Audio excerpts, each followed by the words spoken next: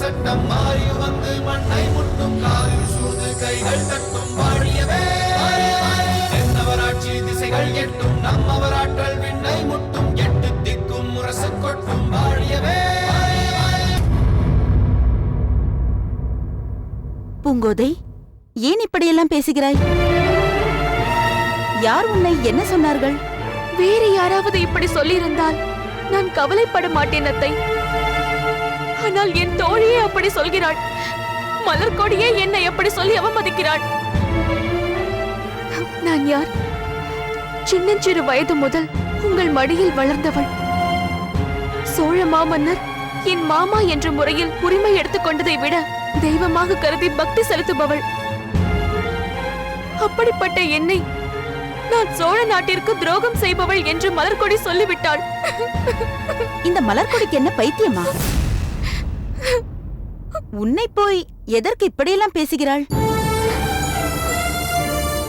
எதை காரணமாக கொண்டு உன்னை அப்படி பேசுகிறாள்? அது என் அம்மாவின் செயலால் ஏற்பட்ட விபரீதம் தான் அத்தை. நான் எங்கள் அந்தப்புறத்தில் இருப்பதை விட தங்களுடன் தானே அதிக நேரம் இருந்திருக்கிறேன். எப்போதும் மலர்கொடியோடு தானே இணைந்திருக்கிறேன். ஆமாம், என்னுடன் தான் இணைந்திருக்கிறாய். என் தாயாருடன் தான் அதிகமாக பேசுகிறாய். எல்லாம் எதற்கு?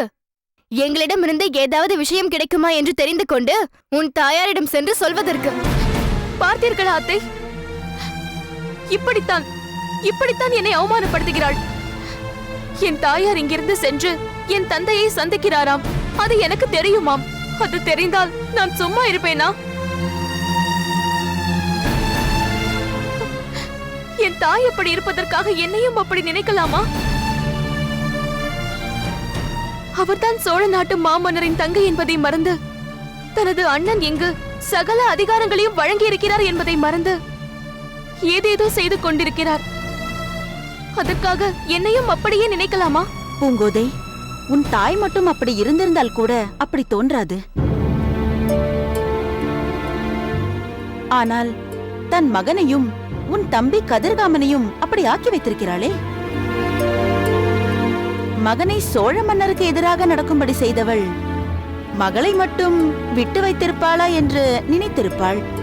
அதெப்படி? மலர்கொடி என்ன எப்படி நினைக்கலாம்? என் தந்தை இங்கிருந்து அந்த இருங்கோவேலோடு தப்பித்து சென்றது தவறு என்று சொல்லிக் கொண்டிருப்பவள் நான். என் தந்தையை நேரில் சந்திக்க நேர்ந்தால் அவரிடம் இதை பற்றி நிச்சயம் கேட்பேன். பசப்பாதே, என்ன இருந்தாலும் உன் உடம்பிலும் வேளிர்குடியின் ரத்தம் தானே ஓடுகிறது. நீயும் அப்படித்தானே இருப்பாய்.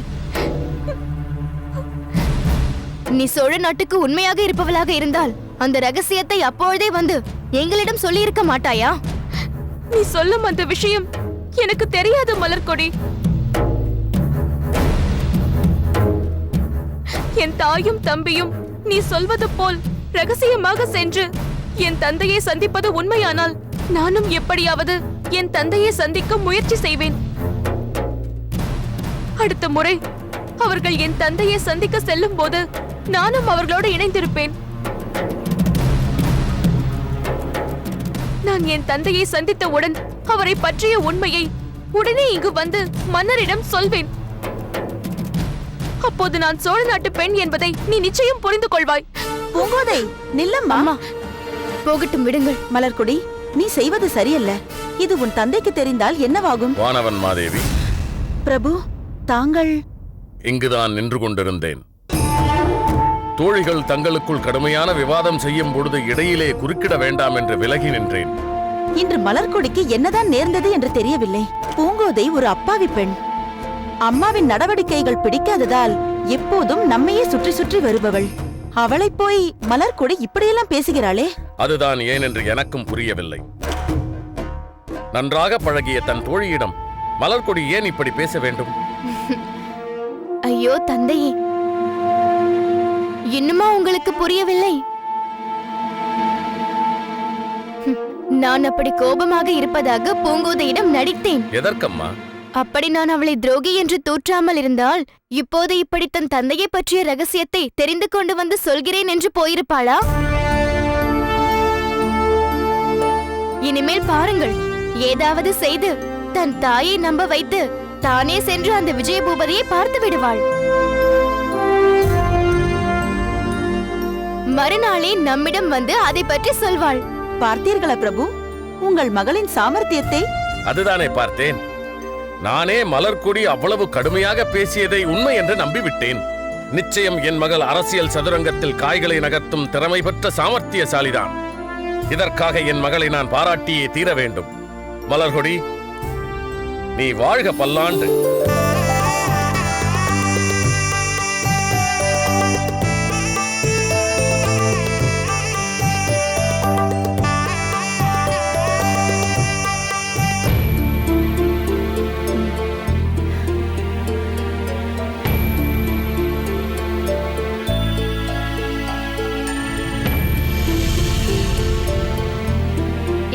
அம்மா, பூங்கோதை, பூங்கோதை, என்ன வாயிற்றம்மா?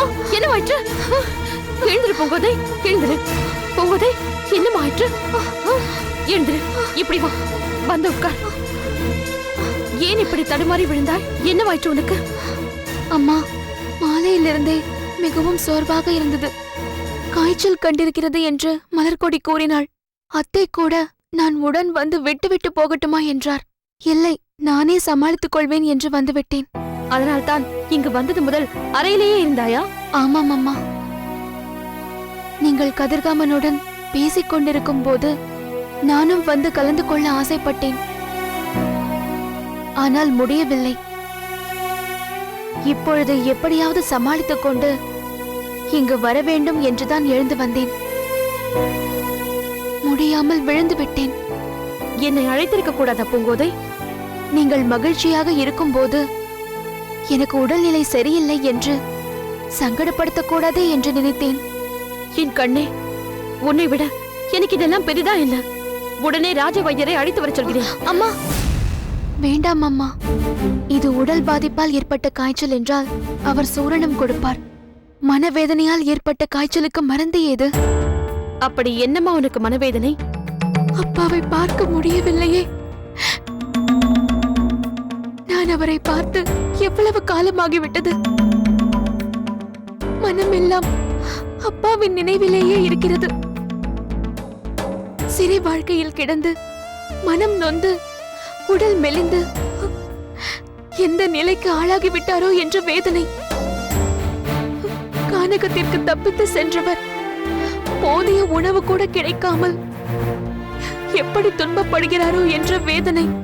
அடி பைத்தியக்காரி, உன் அப்பாவின் நிலையை நினைத்தா இப்படியெல்லாம் வேதனைப்படுகிறாய்? அவர் சிறைப்பட்டால் என்ன, மற்றவர்களைப் போல் களியும் கஞ்சியும் சாப்பிட்டுக் கொண்டிருந்தார் என்று நினைக்கிறாயா? அதுதான் இல்லை. நான் முன்பதைப் போலவே என் கையால் சமைத்த உணவையே உன் அப்பாவிற்கும் அனுப்பிக் கொண்டிருந்தேன். இப்போது சென்றிருக்கும் கானகத்தில் மட்டும் என்ன, அங்கு இருங்கோவேள் அரண்மனைக்கு நிகராக மரமாளிகை அமைக்கப்பட்டிருக்கிறது. அவர்களுக்கென அருமையான உணவு சமைக்கப்படுகிறது. சென்ற அமாவாசை என்று பார்த்தபோது கூட உன் அப்பா எப்போதும் போல் திடகாத்திரமாக உற்சாகமாக இருந்தார். அம்மா, என்ன கதிர்காமா? அதை ஏன் இவளிடம் சொல்கிறாய்? ஏனடா? இவளுக்கு தெரிய வேண்டாம் என்றுதானே என்னை ரகசியமாக அழைத்து சென்றாய்.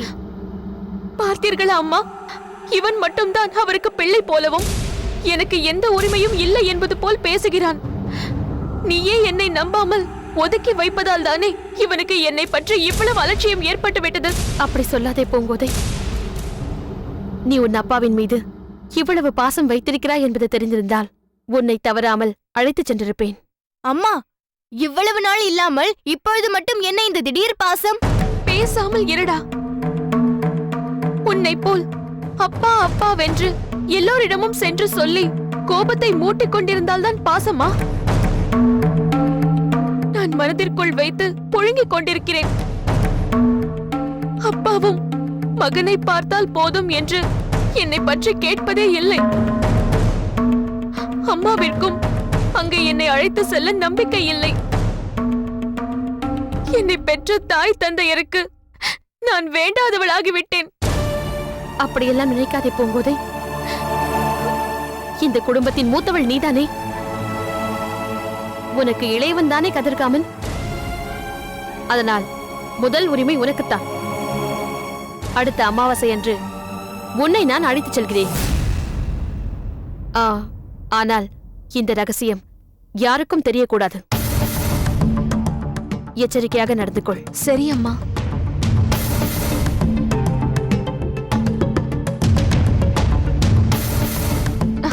என்னடா, உண்மையிலேயே உனக்கு காய்ச்சல் தானா என்று பார்க்கிறேன். உள்காய்ச்சல் இருப்பது இப்படி தொட்டு பார்த்தால் தெரியாது. ஏதேதோ பேசி அம்மாவை சம்மதிக்க வைத்து விட்டாய். என்ன செய்ய போகிறாயோ யாருக்கு தெரியும்? யாருக்கும் தெரியாமல் எச்சரிக்கையாக இருக்க சொல்கிறார் அம்மா. அதற்கு முன்னால் இவனிடம்தான் நான் எச்சரிக்கையாக இருந்தாக வேண்டும்.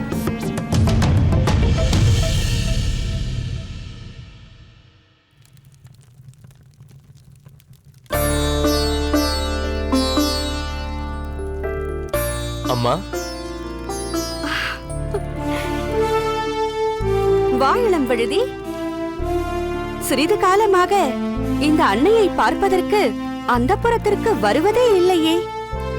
இன்றாவது இங்கு வந்தாயே, வா வந்து உட்கார்.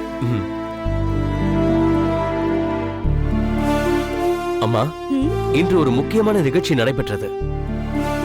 அதை பற்றி உங்களிடம் சொல்வதற்காகத்தான் வந்தேன். ஆஹா, அப்படியா? அந்த நிகழ்ச்சி உனக்கு மகிழ்ச்சி அளிக்க கூடியதாக இருந்திருக்க வேண்டும் என்று நினைக்கிறேன். அதனால் தானே அதை என்னிடம் பகிர்ந்து கொள்ள வந்திருக்கிறாய். ஆமம்மா, அதை கேட்டால் நீங்களும் வியந்து போவீர்கள், நம்ப கூட மாட்டீர்கள். ஆஹா, ஆவலை அதிகமாக்குகிறாய். அப்படி என்னதான் நடந்தது? மகேந்திரனும் கருங்குழலியும் சற்று நேரத்திற்கு முன்னால் ஒன்றாக இணைந்து என்னை காண வந்திருந்தார்கள். என்ன என்ன? மறுபடியும் ஒருமுறை சொல். ஏனம்மா? இல்லை இல்லை, என் காதல் விழுந்தது சரிதானா என்று தெளிவுபடுத்திக் கொள்ள வேண்டும். அதற்காகத்தான் கேட்டேன். சந்தேகத்திற்கு இடமின்றி தெளிவாக சொல்கிறேன். மகேந்திரனும் கருங்குழலியும் என்னை காண வந்திருந்தார்கள். இதற்கே இப்படி வியந்து போகிறீர்களே. மேலும் அவர்கள் எதற்காக என்னை காண வந்தார்கள் என்று சொன்னால் அது உண்மை என்றே ஏற்றுக்கொள்ள மாட்டீர்கள் போல் தெரிகிறதே. நீயே சொல்லும் பொழுது அதை எப்படி ஏற்காமல் இருக்க முடியும்? அதையும் சொல்லிவிடு. மகேந்திரனும் கருங்குழலியும் திருமணம் செய்து கொள்ளப் போகிறார்களாம். என் வாழ்த்துக்களை பெற வேண்டும் என்று ஒன்றாக இணைந்து வந்தார்கள். துருவ நட்சத்திரம் இடம் மாறி சென்று விட்டது என்று சொன்னால் கூட நம்பலாம். ஆனால் கருங்குழலி மனம் மாறி மகேந்திரனை ஏற்க சம்மதித்தாள் என்பதை நான் எப்படி நம்புவது? ஏன் அப்படி சொல்கிறீர்கள்? சில நாட்களுக்கு முன்பு மகேந்திரனுக்கு உப தளபதி பதவி தர வேண்டும் என்று கேட்டு உன் அத்தையும் மாமாவும் இங்கு வந்திருந்தார்கள். ஆனால் உன் தந்தையாரோ அதை ஏற்க மறுத்து அவர்களை அனுப்பிவிட்டார். இதை என்னை காண வந்திருந்த கருங்குழலியிடம் சொன்னபோது அவள் மகிழ்ந்து போனாள். மிகவும் கேவலமான மகேந்திரனுக்கு என்ன தகுதி இருக்கிறது? மன்னர் அவனை ஏற்க மறுத்து விட்டது சரிதான் என்று உற்சாகமாக கூறினாள். அப்படிப்பட்டவள் திடீரென்று மாறிவிட்டாள் என்றால் என்னால் எப்படி நம்ப முடியும்? அது மட்டுமல்ல, அவர்கள் இருவரும் ஒருவரை ஒருவர் விரும்புவதாக கூறினார்கள்.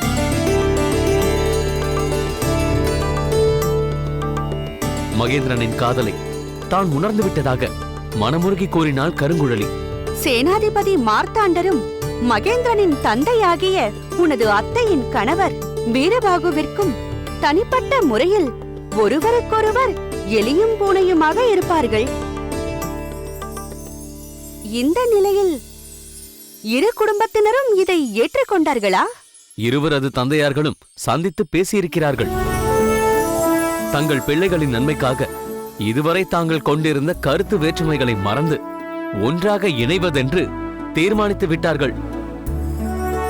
அதனால் இருவர் குடும்பத்திலும் இதை ஏற்றுக்கொண்டார்கள். விரைவில் நிச்சயதார்த்த நாள் குறித்து திருமண நாளை உறுதி செய்ய போகிறார்கள். கேட்க கேட்க அதிசயமாகத்தான் இருக்கிறது. நெடுங்காலமாக தங்களுக்குள் இருந்த கருத்த வேற்றுமையை மறந்து தங்கள் பிள்ளைகளுக்காக ஒரே நாளில் மனம் மாறி ஒன்று சேர்ந்து விட்டார்கள் என்றால் உண்மையிலேயே வியப்பாகத்தான் இருக்கிறது. ஆனால் அத்தகைய மனம் படைத்த பெற்றோர்கள் எல்லோருக்கும் அமைவதில்லை. தன் பிள்ளையின் காதலுக்காக விட்டுக் கொடுக்க மனம் வரவில்லையே. ஓ, சுற்றி வளைத்து இதை பற்றி பேசுவதற்காகத்தான் அவர்களை பற்றி சொல்ல வந்தாயா? ஏன் நான் இப்படி சிந்திப்பது சரியல்ல என்கிறீர்களா? இனியும் இதை பற்றி விவாதிப்பது முறையல்ல என்கிறேன். ஏன்? இதை பற்றி நான் மிக தெளிவாக உன்னிடம் பேசிவிட்டேன். நான் சொன்ன கருத்துக்களில் உள்ள நியாயத்தை புரிந்து கொண்டு நீயும் அதை ஏற்றுக்கொண்டாய். ஒரு கருத்தை பற்றி சிந்தித்து தீர்மானித்து வந்த பிறகு அதை பற்றி சந்தேகப்படக்கூடாது என்பது உனக்கு தெரியாதா? சூழ்ச்சி முடிவு துணி செய்தல், அத்துணிவு தாழ்ச்சியுள் தங்குதல் தீது என்ற திருக்குறளை நீ அறியாதவனா என்ன?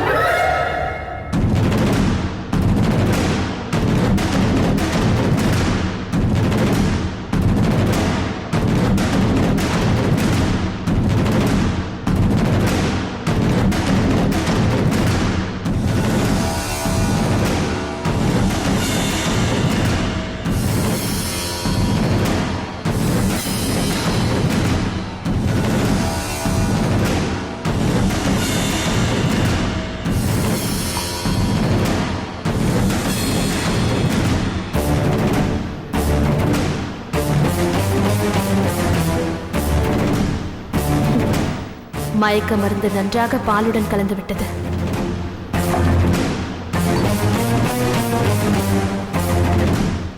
இனி இதை அருந்துபவர்கள் எழுவது அவ்வளவு எளிதல்ல.